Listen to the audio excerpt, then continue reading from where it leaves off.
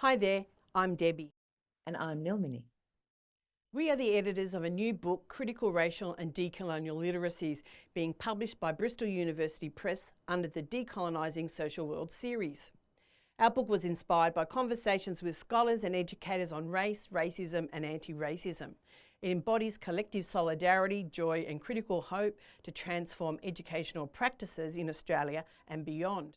This book, structured in 5 sections, features Indigenous and non-Indigenous scholars and educators across various disciplines in and beyond the academy. A foreword by Paolo Singh sets the stage. In our introductory chapter, Debbie and I articulate critical racial literacy pedagogies and praxis as key decolonial imperatives for our times.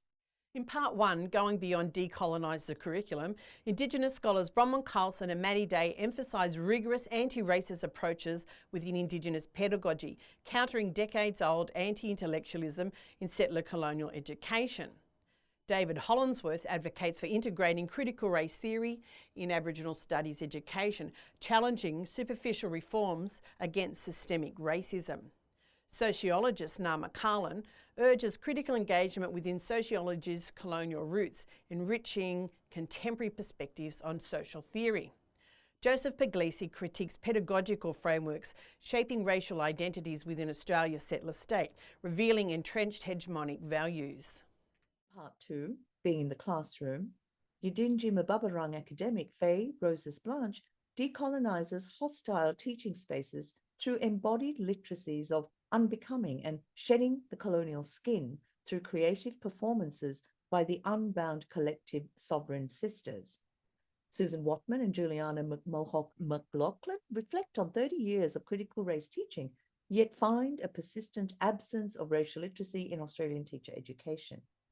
Helena Liu critiques our enduring romance with leadership and educating on race and racism in business studies and management through feminist perspectives of solidarity, love, and justice. Bargallie Aboriginal artist and educator Fiona Foley theorizes the provocateur as decolonial praxis through 2 of her provocative artworks, Annihilation of the Blacks and Hedonistic Honky Haters. In part 3, Doing Race in the Disciplines, Maria Giannakopoulos urges decolonising curricula across all disciplines to expose colonial law's role in perpetuating dispossession and racial violence, advocating for critical theorisation in pedagogy. Jennifer Nielsen critiques legal education's neglect of race, promoting racial literacy to understand how legal systems enforce cultural norms and inequalities. Christopher Sonn argues for decolonial approaches in anti-racist work, drawing from his transnational experiences to challenge Eurocentric knowledge systems in Australia. Mandy Trong and Jessica Walter reflect on the complexities of navigating racism and anti-racism in academia as settler women of colour. And Mananjali and Birigaba legal scholar Nicole Watson highlights overlooked Indigenous women's contributions in Australia's legal education, emphasising their role in making law accessible to marginalised communities. Part 4 explores critical racial and decolonial literacies beyond the academy. It begins with my own chapter, Incantation, a feminist of colour praxis of writing and performance that fosters solidarities and develops decolonial feminist praxis of enunciation, listening positions and re-existence in the Australian settler colonising context. Peruvian-Australian applied public sociologist Zuleika Zeballos exposes the suppression of anti-racism work in government policy and research. Sinead Singh, Susan Ford and Jai Lawton articulate Indigenous community radio stations and social media as decolonising interventions that support Aboriginal English, Aboriginal languages and Indigenous music to reclaim cultural expression and build community connection.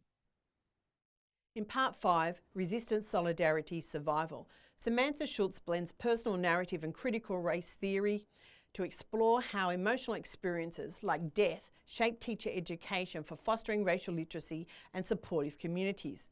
Yessi Morsi discusses his roles in academia and psychology, navigating spaces of white supremacy with the concept of slow ontology as a form of resistance. Andrew Brooks reflects on teaching about race in Australia's settler colonial context, highlighting classrooms as spaces for confronting racism and fostering anti-racist solidarity amidst cultural conflicts. In conversation with me, Alana Lenton reclaims racial literacy through critical race scholarship, advocating for solidarity and community building amidst challenges and silencing. Amberlynn Quay-Molina closes, offering protocols for educators to bridge worlds and envision decolonised futures through transformative practices in classrooms. We hope you enjoy our book the way we enjoyed bringing it to you. Yours in solidarity. Thank you.